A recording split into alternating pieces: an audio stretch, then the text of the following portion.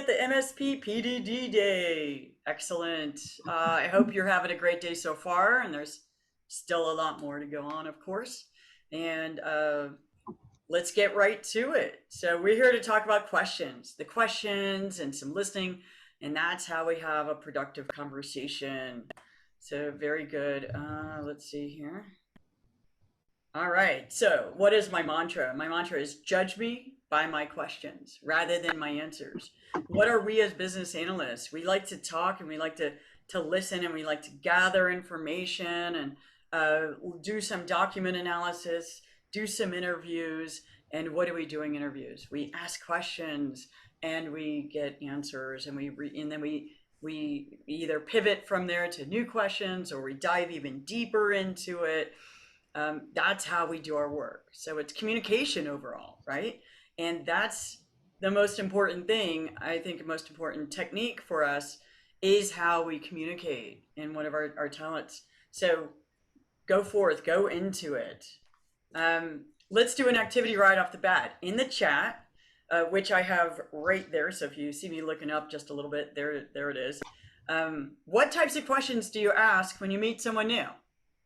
Whether it's online or in person, we're getting out there again, right? But what do you ask them? Type it into the chat, please. How are you? Great. Hey. How much Hey. Wait. What's the worst haircut you ever got? Yeah. Okay. There's so much security. Anybody else want to add what they say? Come off mute, or what do you do for work? That's a good one. You know, that's safe. Yeah.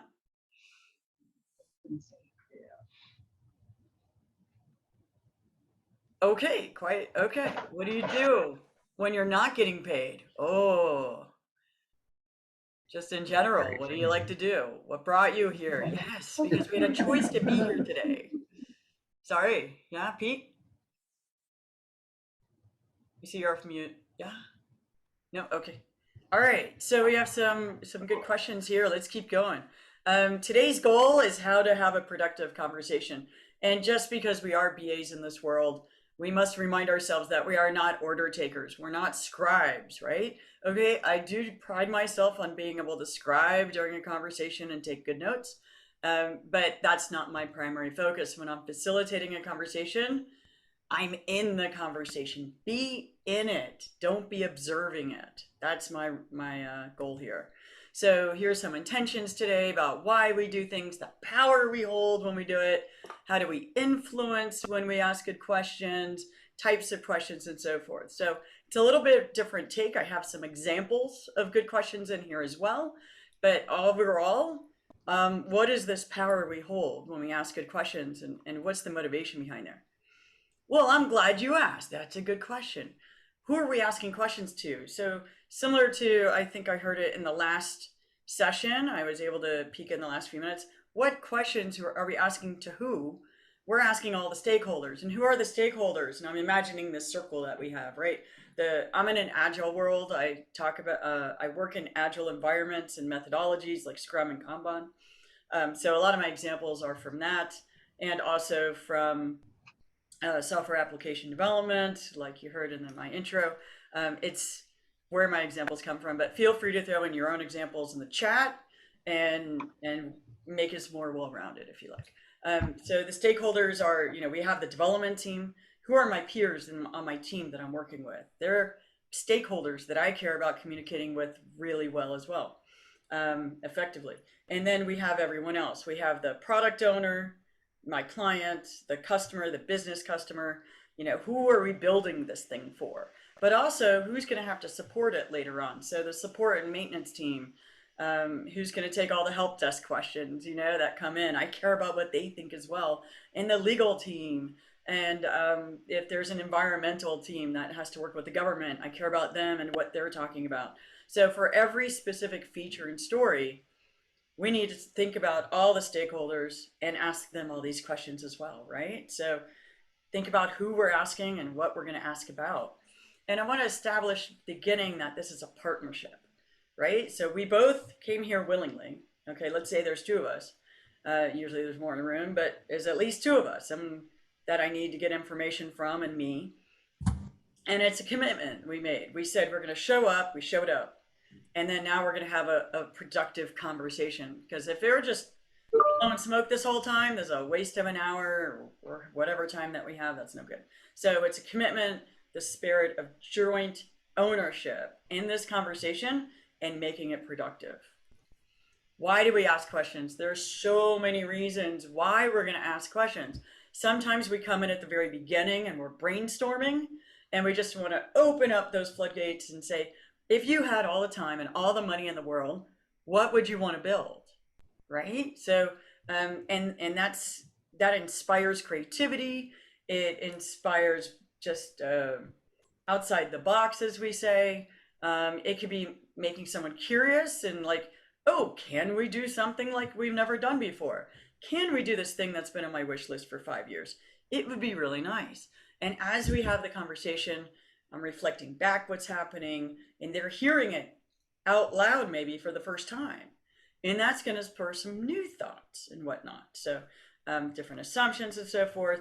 And as we ask questions, the 5 whys that we might ask, we know it's going to dive down deeper and deeper into this epic or this feature that they want to have, right? So we're creating forward movement, as they call it. Sure, I want a page to do e-signature, but what does that entail? And what are the possibilities for e-signature? And can someone who's never done it before on their computer really do it easily and for the first time? So that's something we want to find out about. It's an actual project, so you might hear this example a few times. And then remember that everything we talk about is going to stay with the person afterwards. This is something we think about. When I leave a conversation with a friend of mine, I'm still thinking about it the day after, and the next day. And I might think of new possibilities. When I used to be a developer, I would dream about this problem that I'm having and then maybe wake up with a solution. I miss those days. Those were great days. That BA stuff doesn't have that kind of challenge, I guess. And so it stays with people and it evokes questions and to explore a problem. We're with Excella. I'm with Excella, so a lot of things have an X in it. So I like to give an ode to that. That power. Okay, we have power. Think of it. You have power when you're asking questions. You're in that driver's seat, trying to elicit conversations. Host 1, Michael, I can hear host 1. Okay. And then I just went into track 3 and it looks like track 3 is up Paul, and I can hear you. do go and use the attendee website. That is the best way to get to the right link. Or technical. Paul's taking away my power. For you. Give me back my power. What a time to, okay. I'm just going to keep going. All right. So appreciate that you have power. You have the power to ask questions, to ask any questions you want. You're in the driver's seat as the facilitator of that conversation. You have the Christy, power the to bring speaker. I'm people sorry. into this conversation. And you have the power to drive that conversation in the way that you want to drive it. Yeah, we're looking for Christy. Take a look at this. Different Christy. Sorry. Looks like we have a no-show. Let's see about this. I'm just gonna text. Well, I apologize for that. Do check out the other parts of the conference. Okay, well, he's very efficient. He's very good. Okay, I'm just gonna keep talking over him. I apologize for that. Let me see what I can do here, actually. So we'll be shutting cannot this mute him. meeting Michael, can you down mute him, here in please? about 60 seconds. I'd ask you to head on out to the other rooms and check them out. I can't mute Paul. And get some other great It sounds like he's speakers going to try that to are going on end right it though. now. So We do No, apologize don't end for it. the inconvenience.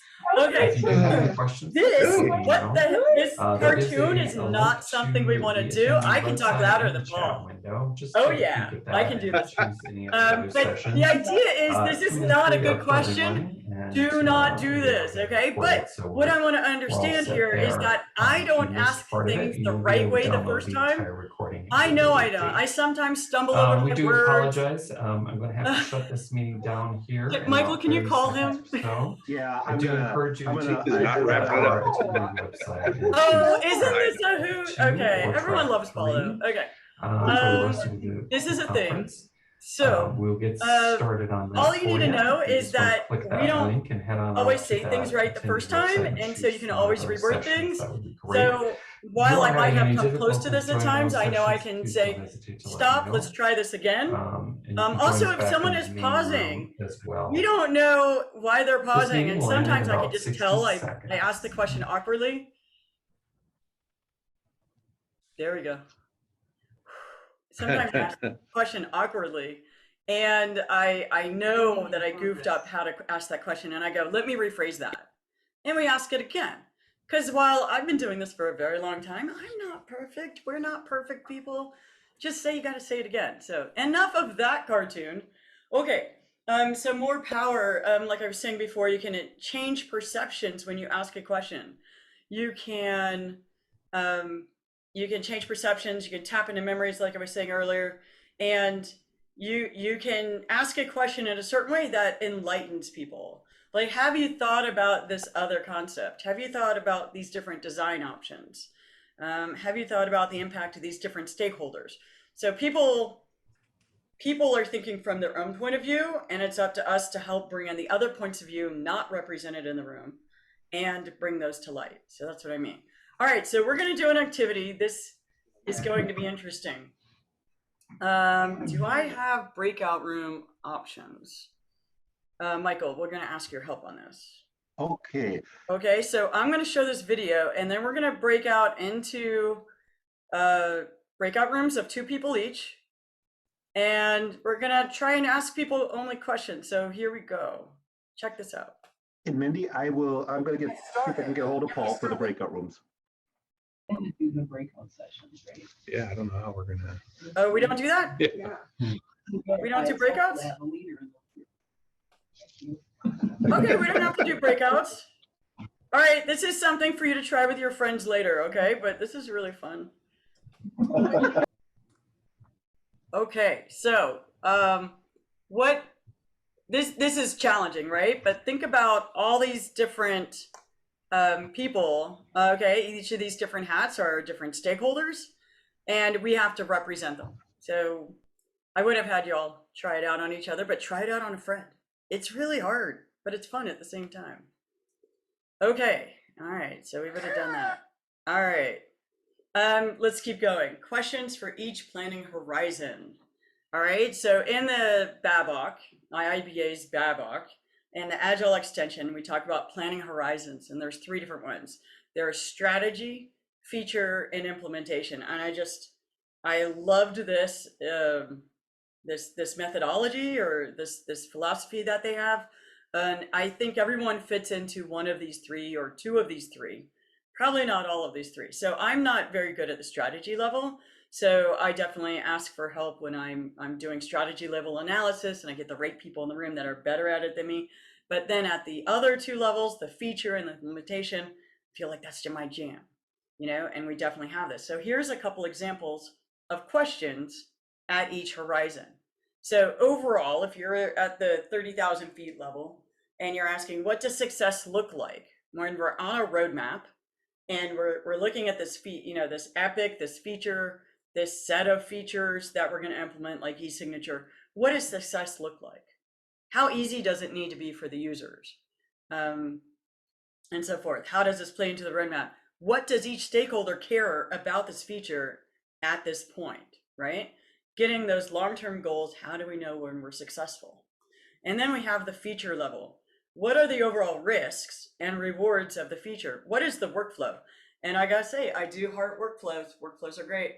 So we have, I was implementing e-signature, and we're getting the stakeholders and the high levels in the room, and just started laying out how we're going to integrate e-signature into our existing application. What are the different pieces of information? Where do we have to interject new requests for information from the user? But at a high level, I'm not talking about the details yet, because that's at implementation level. But what are the risks of implementing e-signature? What are the overall rewards to the users and to the business? So what are the all the stakeholders, and doing that, and then laying out how the current flow is going to change, and at that middle level, right? And then implementation level. Do we understand what this little widget's going to do on each page? Do we understand what those changes are and get to that details that we need, what's required, what's optional, what, if any, kind of add-ons do they need to add to their browser, what choices do they need to make for the type of signature they're going to choose, so forth. So those are questions. Any questions or comments on what I've talked about so far? Alrighty. Let's see here. Wording choices. So the words that we pick are huge, right? The words we use matter. We understand the different, the what, whys, and hows, and wheres, and whens, and all that. So the why questions help us define the root of a problem. If you're trying to find the root cause, use some whys. Why does this happen? There's this great example of whys. The 5 whys for the Lincoln Memorial. Gotta Google that if you can, and I can put that in the chat later. It's why were the maintenance crew worried about the Lincoln Memorial and starting to come to the administrative team and say, you better set aside a lot of money because it's gonna need major repair soon. And the admin crew's like, why is it gonna need that? And they said, well, we're having to clean it so often and so intensely, it's gonna need repairs. And they said, why? Because all the bird poop, because all those birds at the top of the memorial just just happening, right? And so they were like, well, how do we get rid of the birds? They tried to get rid of the birds, didn't work. So now they are trying to find out, why are the birds there in the first place? Well, the birds are there because of the spiders. Okay, so how do we get rid of spiders? Try a few things, doesn't work. Why are the spiders there? Spiders are there because of the insects. There's thousands of insects for them to feast upon. Oh, the insects. So, well, we can't, and then they tried a couple things and they can't spray too much insecticide because there's millions and millions of tourists coming every year and we can't put them in harm's way, right? That's just not going to happen. It's not conducive to it. And so they're like, finally, they get down to, why are there so many insects? They're turning on the lights way before dusk. Why are they turning on the lights? To make all the millions of tourists happy so they can see it all lit up. So they kind of ponder that and they get someone in there, they talk, maintenance and admins are talking. And they're like, well, why don't we just not turn it on that early? So the solution was to not turn it on so early. They waited an extra hour and a half. That's how much time they were spending on the lights, coming up. And when the insects and the spiders and the birds were coming in. So an hour and a half later, they're saving on electricity. The insects and the spiders and the birds are going somewhere else. It's cut down dramatically. Because once they're someplace, they want to stay there. They don't want to keep moving around. So get to the 5 whys. I just love that example. The what if questions open the floor for creative solutions. What if we had endless money and time and people to do the development? Like, what if? What if humans had antlers, right? Oh my gosh, hats would be so different. Okay, so there's that. How questions, though, focus on developing the practical solution itself, the design and the solution itself. So there's a time and place for how. Please make sure you have a developer in there with you when you're talking about how, because they know what's functionally capable and what isn't maybe technically capable. So anyways, and so the where and the when, those are more obvious, but those also support these questions and answers and elicitation of requirements. So another mantra, got to have some more mantras. Good questions outrank easy answers. Can we ask the good questions? Can we ask the hard questions? This is our job. This is what we do. Good questions influence our conversations. So here's another example of influencing conversations. The first 30 seconds are just kind of lead up and build up, and we can get used to the accents that they have since they're English accents, but then it really picks up. Can you spot the leading questions? Because it's a yes/no question. It's a closed question. You can answer this or you can answer that. So understand the power you have and the way you ask questions, the wording that you use can affect how people answer. Whoops. Let's keep going. So we saw an example of the leading and the closed-ended questions, and there is a time and place for it. There really is, but it's going to achieve a certain effect. Is that the effect that you want? And again, if it didn't come out right and you realize you asked a closed question and you wanted it to be open, just say, wait, let's try that again, and ask the question the way you want to again. All right, so you can always ask it again. Now there's a time and place for everything. What do you want for lunch? Do you want this or do you want that? It's easy. Open questions. They're going to gain more insight.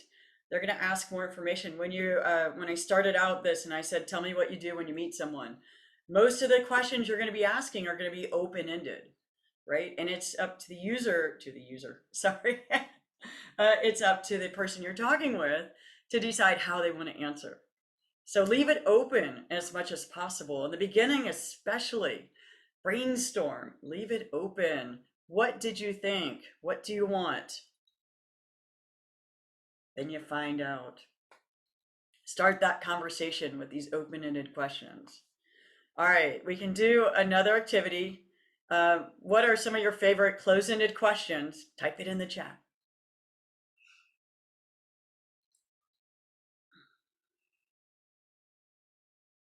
Anybody? Anybody? Not a very talkative crew today. Where are you from? Do you like this outfit? Very close-ended. Yeah, I do like it. Is this accurate? Yeah, spit it back to them. Is this accurate? Yes or no? But then they're gonna tell you more. It's a great question. All right, not a very chatty bunch today. All right. Okay, good. Oh, great examples. Okay, so now we're gonna type in, type in open-ended questions. What's your favorite open-ended questions to ask? Is that your final answer? Should we be doing this? I have a person on my team who loves to ask this. Should we be doing this at all? And sometimes we say no, and it's great because Agile is like the work not done is good. What else? What is your vision for this feature? Oh, it's a great strategic question. Do you want this story in this sprint or the next? That's more close-ended. Okay, so what are your thoughts? What can I do to make this successful? Love it. What problems do we need to solve, right? They come to me with a need and I'm like, we got to go back to what the problem was, you know? So, or vice versa. They give me the problem, I want to talk about the need, you know? So what need are we trying to fulfill in that? Help me understand. Oh, beautiful questions. Thank you so much for that engagement. All right, reflection. Which ones are more fun for you? I think the open-ended ones are more fun, right? So let's spend time where we're having fun. If we're having fun, the person we're talking with, the stakeholders, they'll be having more fun. So, you know, we'll get to the closing-in ones eventually, but yeah, just go with where you're happiest at the beginning. All right. So now there's different types of questions that we want to ask. What is that goal that you're trying to reach? And there's a few different kinds of these. So the first one is research. Are we trying to gain additional detail in this? Why does that matter? I think someone asked, what's the purpose of this session? It's great. I hope you didn't mean my session. What do you mean by these terms that you're throwing out? Are they being vague? Can we get more detail and more description around that? To narrow down, or sorry, to get more understanding, and so forth. So detailed, get more specific, define the scope. They're saying they want e-signature, and I'm like, whoa, where do you want e-signature? What are you going to use it for? How is it going to help the user? You know, but get them more detailed as we talk further. Hypothetical. When would you use a hypothetical question? If you could have as much money and as much time as you needed, then there you go. That would do it. To check understanding, so an active listening, asking questions is a very big part of active listening. We're going to talk about that in a few minutes. And so confirming your understanding of what they just said, and maybe understanding and take it to the next degree and ask them about the implications of that. So you're combining the reflective understanding check with asking the next question as well. That's lovely if we can do that on the fly. If not, there's always time for a next session. Leading questions. Leading. Leading is what we just saw in that video. If you want to help someone reach a conclusion, they're having a hard time deciding. That's when you lead with a question. It might be more close-ended. If you're trying to wrap something up, make decisions, come to a conclusion, as it says, and then see if they gravitate towards it or if they reject against it. So sometimes we're going to ask a question to get a no. And they will probably like reflexively go, what? That makes no sense. That's a great question though, because then you got a reaction out of them, hopefully not too big. You got a reaction of them to say, yes, they definitely want to go this way because they definitely don't want to go that way. That's awesome, right? It'll help you be more successful if you can lead them to where they want to go, or they can tell you why they don't want to go there. And you can rule out different things. All right, so deflective is a difficult situation. And so I have my meeting notes over here that I'm going to read a little bit because I want to get this right for you. Okay, and then I also want you to know that I have my references because at the end of this talk in my PowerPoint, in the slide deck that you can download, there's references with these articles that talk about these different ideas. So with every talk I give, I have what I love about this technique, and then I like to do research to bulk it up with other facets of it that maybe I didn't know and I learned when I was doing research for this. Deflective. So we all have had difficult situations, right? Nothing goes perfect. No one in this life, how do I say this? We meet difficult people along the way that just are different from ourselves. That's right. They're just different personalities. They do things differently. They think differently. And sometimes we have to do things in our job that we don't necessarily agree with. And so when all those factors come together, it might become an aggressive conversation. All right. And as we learn in life, it's usually about the person that's being aggressive or being angry more than it is about us. So it's usually about the situation. So I'm going to talk about 3 different scenarios and how we can deflect it.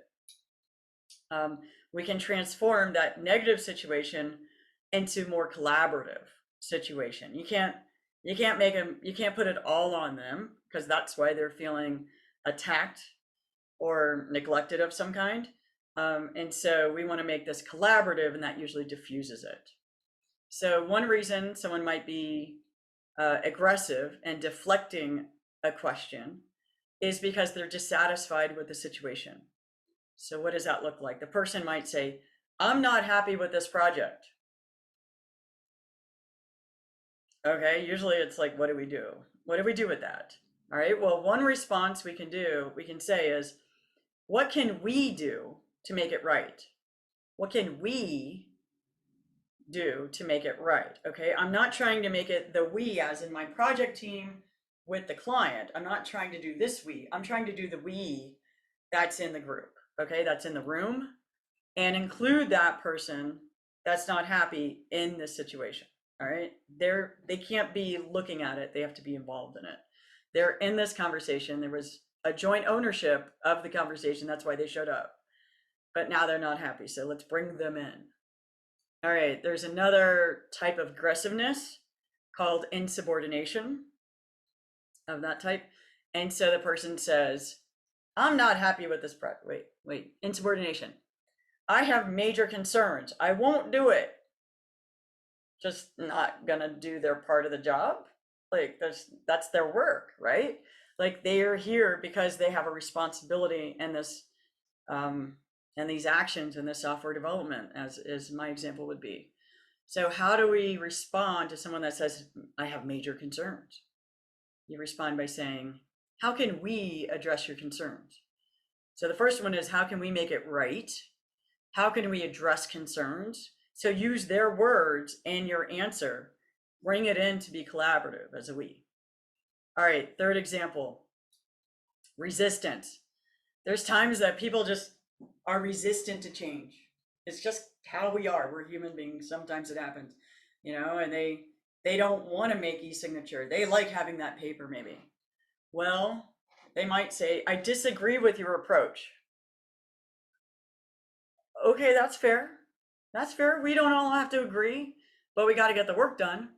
And so a response might be, well, if you were to do it, what would be your approach? And then just listen. Okay, they have to have a stake in the game. If they don't like what I'm doing, I can ask them how they would do it. Now, we can't necessarily change all the time how it's going to be done. E-signature is really how it's done. Or maybe they don't like the vendor that was selected by other people, but I can't change that. But they're unhappy with it. So how can we hear more? Let them make sure they're heard. That's one thing we can do. And then we can start coming to a conclusion together. I hope that helps. Any questions and feedback on any of this that I've talked about? It's hard. Mindy, this is Mike. I really like that where we hope to hold them accountable and ask them for a proposed solution. Love it. I'll start using that. Try to be collaborative when you're still holding them accountable for it, though. Like, love it. Okay, great. Thanks for the feedback. All right, yeah, it's really powerful when I heard that, when I read this. Okay, and then 2 more types of questions. Closing. Every meeting must come to an end. Every conversation will come to an end. We can talk again tomorrow, but at some point it's done. And so as with any good meeting, you're gonna try and bring it to an agreement, a commitment, action items, conclusion, wrap it up, right? And then say, when are we gonna talk about this next? All right, if there's more to come, find out what that next step is. Who wants to do what next? Ask that. That's great. But know that this time is up, so we're going to have to do that some other time. And then meta. A meta question is, what else? What else? Okay, so one thing that I love to do, I think it's pretty powerful to say that we have this special group of people in the room. This group of developers and BAs and the client and the product owner, it changes per conversation, right? And so I like to just kind of throw it out there and say, my question is, does anybody have anything else to discuss with the people in the room right now? Virtual or, for real, but anybody on the call right now? And it's amazing what can come up. And we might have to parking lot it and go, oh, wow, that's really good. Let's make a separate conversation for that. Or if we have time, it's important enough, we do it right then. But it gets people thinking about what else. So I love that, right? I think everyone has a version of this at some point. As BAs, we're always trying to make it an open space for people to talk. All right. In conversation, do you listen or wait to talk?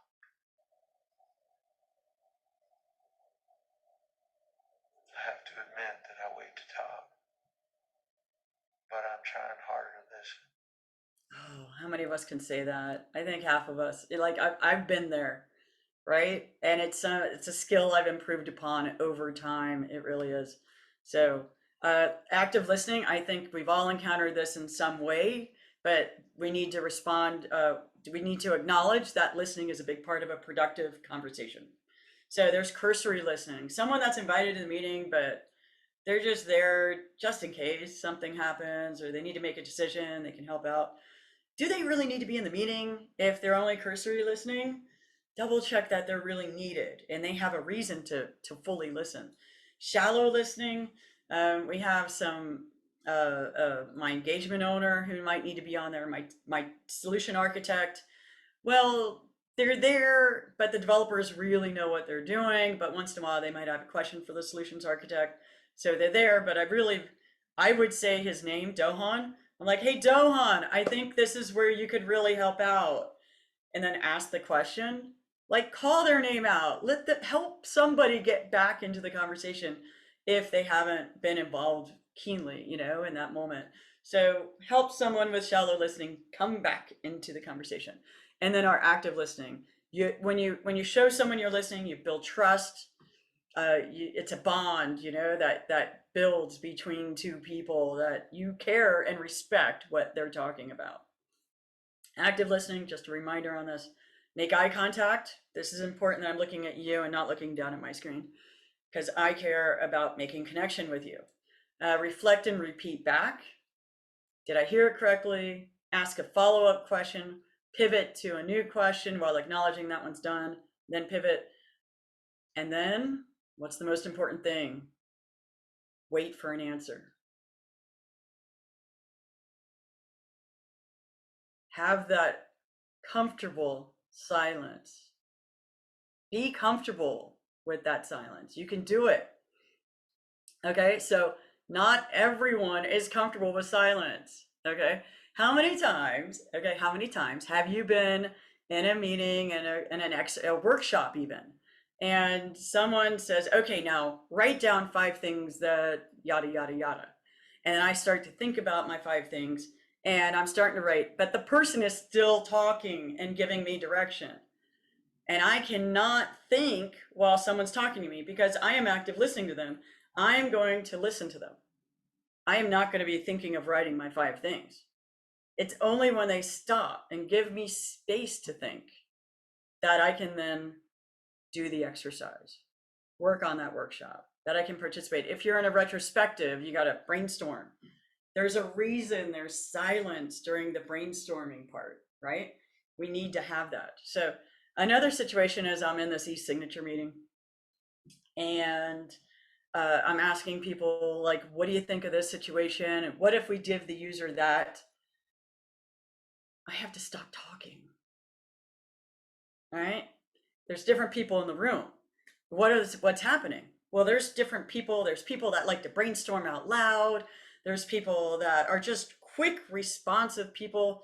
They know where you're going and they're keeping up, and they can respond. It feels like immediately, right?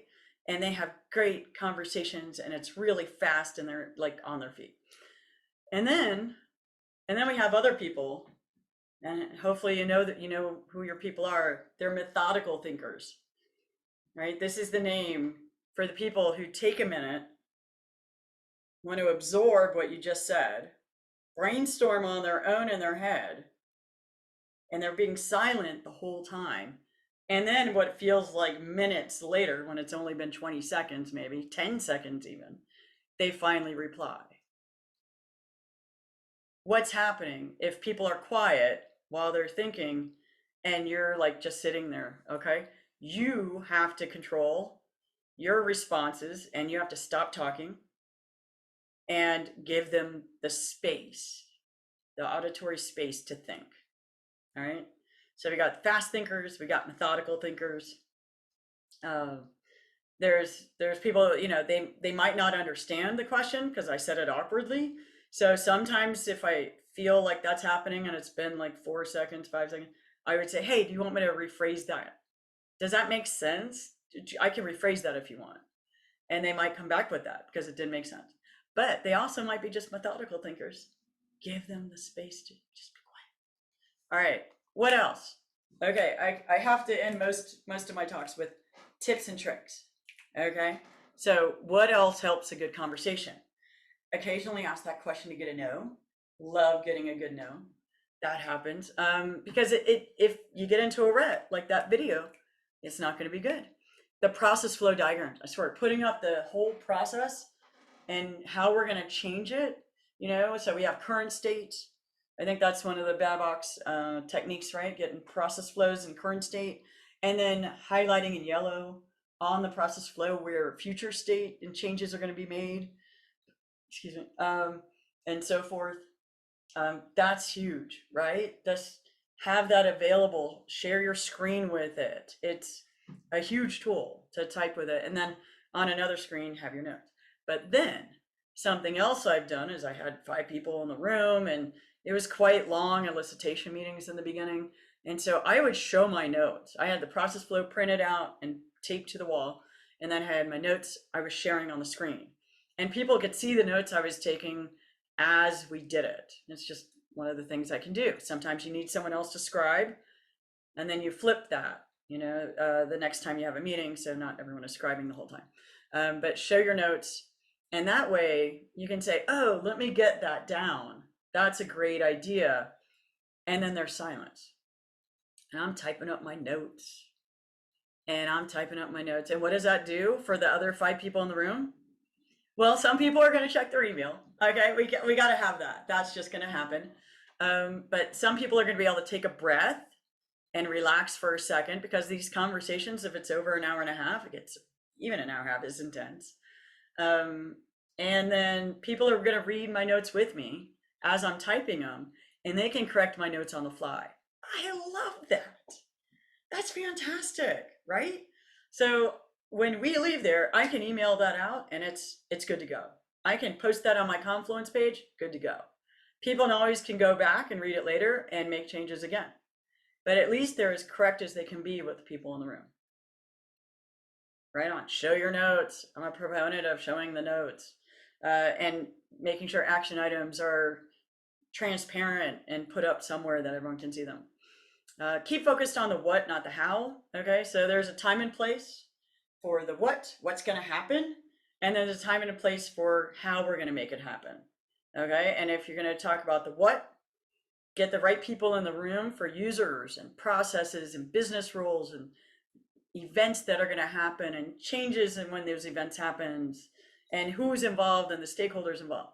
And when you do the how, make sure there's an architect or developer or someone in there with you, because we can't overpromise. We're not the experts. We're the BAs, right? The PMs that maybe that are on the call. So make sure you have the right people in the room. And then, because I asked you in the beginning, it's only fair that I share with you my favorite networking questions, right? And when we say networking, we're talking about connecting. So what question can get me to connect with you? This is what I would ask you, right? What excites you right now? What are you passionate about? What do you do for fun? Everyone does something for fun. What's an important thing I should know about you? Okay, so a lot of these questions you can answer any way you want. They're not threatening. I'm not trying to find out everything you do about work. I'm not trying to find out everything personal about you.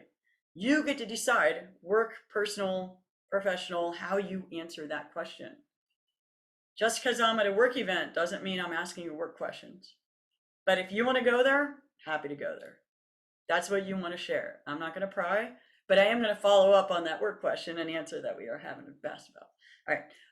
And then something I used to like to answer is, what would you be doing if you hadn't chosen to be here right now? So even today, you have a choice of being at this conference, to being at this day, to being at my session, rather than going to another session. So I would ask you, what were you hoping for? What did you find valuable?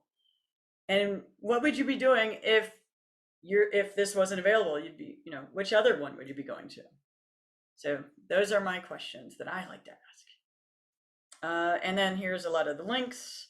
And then, okay, so you can come off mute, you can put it in the chat, or you can just say it for yourself, write it down for yourself. What are you going to do differently in your conversations from things that you've learned here today?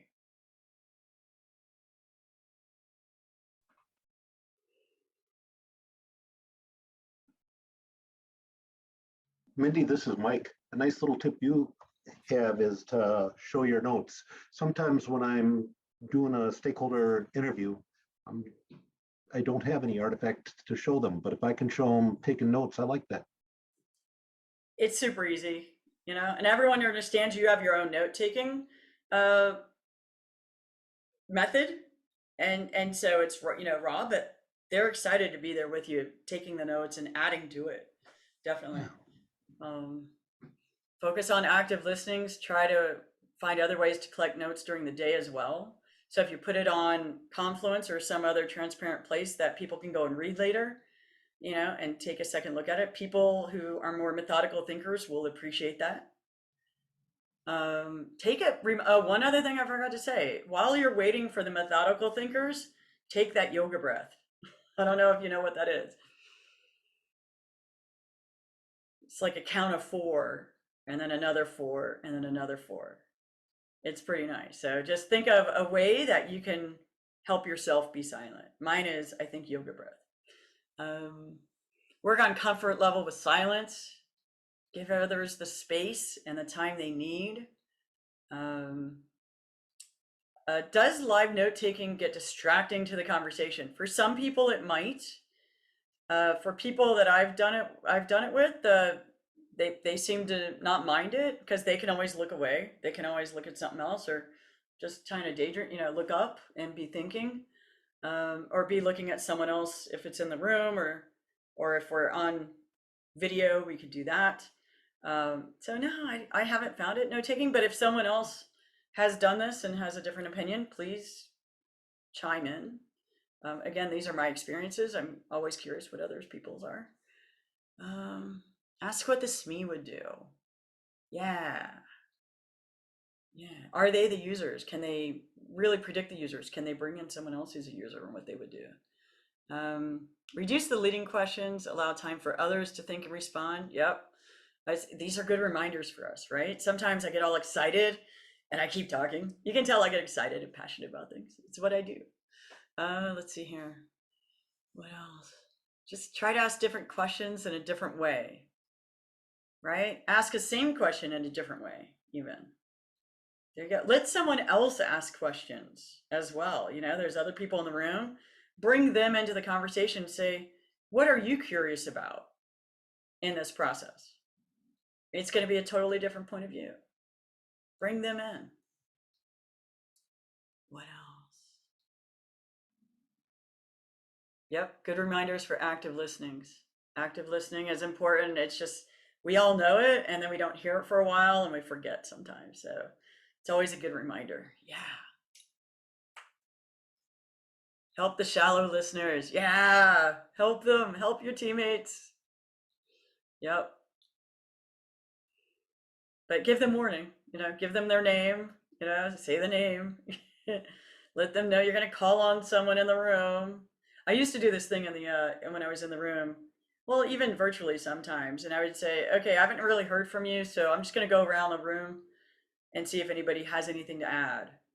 And since we don't do a lot of video in my office, in my project, I would say, Bob, Sheila, Jane, Michael, and they'd have to either give me a thumbs up emoji, they're good to go, or come off mute or say something or whatnot. I do a lot of emoji, a lot of the reactions on Teams and in Zoom, because I'm looking at a lot of blank screens and just names right now.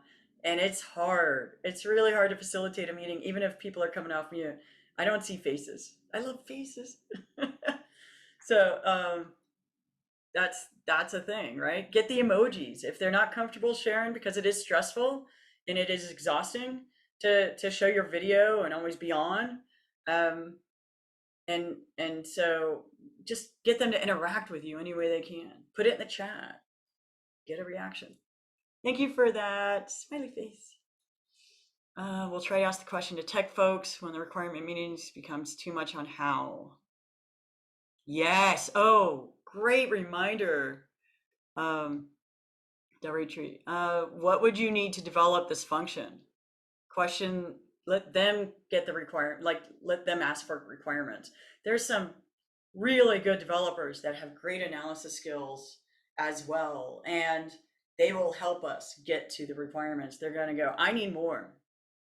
I need more about these details before I can develop this. And having the product owner and the business hear that, oh, it's a great reminder. Great reminder. All right. Well, that's all I got. Mindy, this is Mike. Something I'm going to find out for the next session is I understand a co-host can create breakout rooms and then it becomes automatic. I'm sorry, I don't have that information for you. No worries. What is it that you would like us to do later? Could you repeat that? You showed us a video and now we go and meet with a couple people and try this out. Yep. I don't know what I said because it just kind of comes out. But what of these techniques that I taught you was impactful enough that you're going to remember it tomorrow in your future conversations? Is that what you meant? Perfect. All right. I think so, yeah. Thank you. Yeah, because like all the different reasons we ask questions, the different types of questions, try different types of questions as you have a conversation. Variety really helps do all this. Super.